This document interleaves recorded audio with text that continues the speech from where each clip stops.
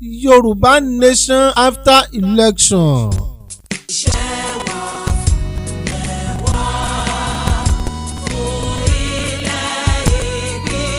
A kú dédé àsìkò yìí o gbogbo ọmọ Yorùbá àtàtà a kú iṣẹ́ takuntakun. A kí àwọn àgbààgbà níkànnì yìí, a kí àwọn aṣíwájú wa lọ́kùnrin àti lóbìnrin lójú ọ̀nà ìjàngbara yìí kí ẹ sì máa rántí nígbà gbogbo pé ìṣọ̀kan yín la fẹ́ àti pé òmìnira orílẹ̀-èdè Yorùbá ń ló jẹ wá lógún. Bákan náà ni a kí àwọn elétò gbogbo.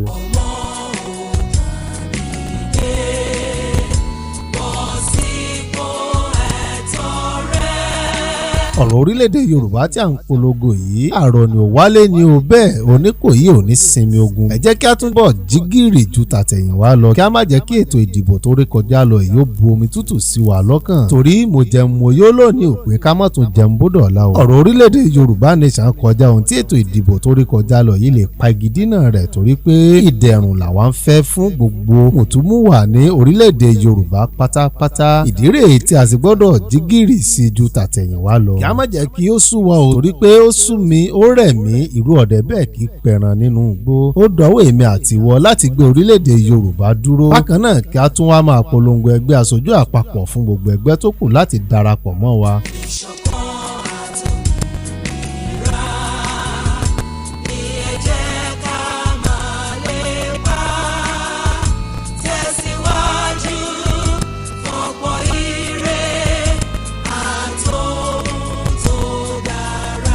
Yorùbá bọ̀ wọ́n ní a kì í ja ìjà òmìnira gbàgbàgbà bí a bá sì fẹ́ ja ìjà òmìnira gbágbágbá àákọ̀wọ́rìn ìjà ni. Ìdí rèé tí ẹgbẹ́ tó kù náà ṣe gbọ́dọ̀ darapọ̀ mọ́ ẹgbẹ́ aṣojú àpapọ̀. Kẹ́ ẹ sì máa wo omi tuntun ti rú nínú ẹgbẹ́ aṣojú àpapọ̀ ẹja tuntun sì ti wọnú rẹ̀ pẹ̀lú ìtẹ̀síwájú ló kù fún wa nínú ẹgbẹ́ aṣojú àpapọ̀ láti gbé orílẹ̀-èdè Yorùbá dúró. Àwa ń fi àsìkò yìí sọ fún wa pé ẹgbẹ́ aṣojú àpapọ̀ kò sí fún òṣèlú rárá gẹ́gẹ́ bí àhesọ ọ̀rọ̀ tó ń lọ káàkiri torí pé ìyàwó tí a ò bá fẹ́ mọ́ ni àkẹ̀yìnsí rẹ̀ kì í tún wu ni àti pé oúnjẹ tí a ò bá ní jẹ tẹrantẹran làákọ̀ oodua ó gbé wa o kò ní gbé ọ̀dàlẹ̀.